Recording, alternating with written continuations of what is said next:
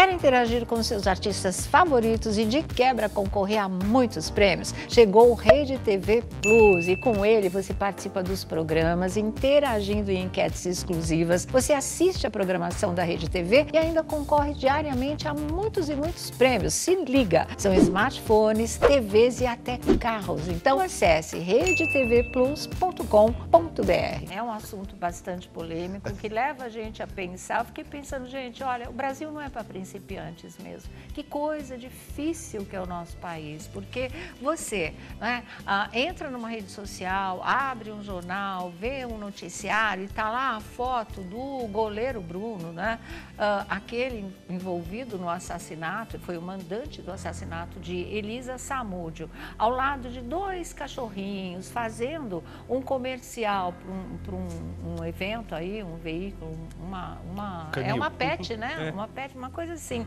Ele estava fazendo e isso deixou o pessoal meio, né? Falou, como é que pode, gente? Porque vocês se lembram que nesse crime absurdo da Elisa Samúdio, né, que foi assassinada, pelo jeito foi esquartejada, nunca mais se teve notícias do paradeiro do corpo, né? É um canil, na verdade está fazendo essa propaganda de um canil ao lado de dois cãezinhos aí, como se fosse uma pessoa muito angelical.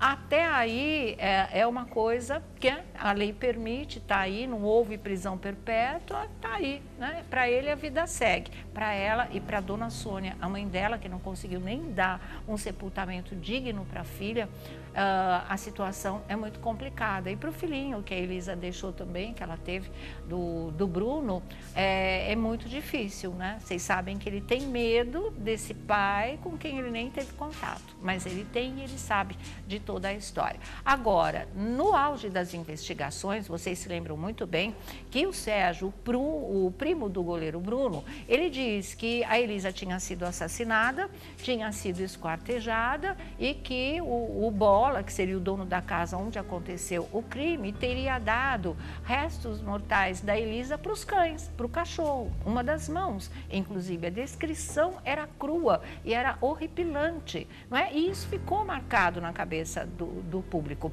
Nunca foi comprovado, foi desmentido. O delegado Edson Moura, lá de Belo Horizonte, que capitaneou toda a investigação, chegou a dizer que nunca foi comprovado e que tudo levava a crer que fosse realmente o primo tentando uma versão para o caso absolutamente sensacionalista, querendo mídia, sei lá o quê, né? Não chegaram a nenhuma conclusão e isso segue até hoje. Não há provas e parou por aí.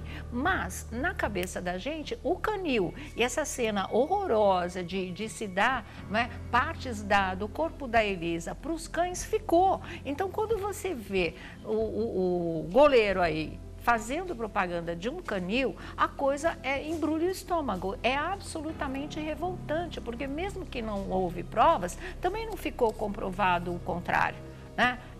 Que realmente isso não tenha acontecido. Ele voltou, vendo a indignação toda nas redes sociais, vendo que está todo mundo protestando, o pessoal do canil já deve estar mortalmente arrependido também de ter escolhido o Bruno para fazer aí esse merchandising, essa publicidade. O pessoal começou a protestar e a protestar violentamente, porque realmente não dá para levar a sério uma coisa dessa. Que falta de senso, não é? Ninguém esquece esse tipo de coisa. Como alguém apela para uma tragédia como essa, para uma cena que leva a uma tragédia, a um assassinato bárbaro, hediondo e cruel, para fazer uma publicidade de um canil, quando o canil continua aí na cabeça de todo mundo sendo o cenário de uma coisa dantesca, na verdade. Então, muita gente, mas centenas de milhares de pessoas já se manifestaram, inclusive, não é, pessoas conhecidas do grande público, como a autora Glória Pérez, que falou só pode ser deboche,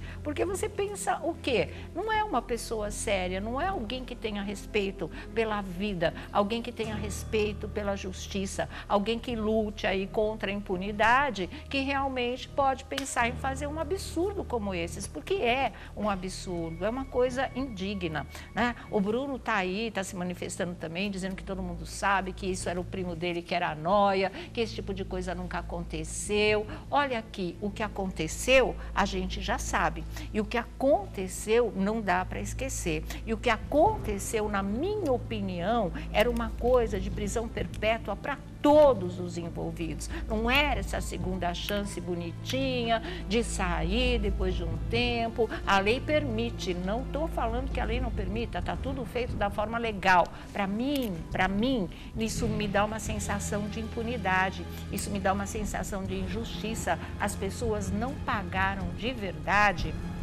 por aquilo que cometeram, porque na verdade nunca conseguiriam pagar, a vida não tem preço.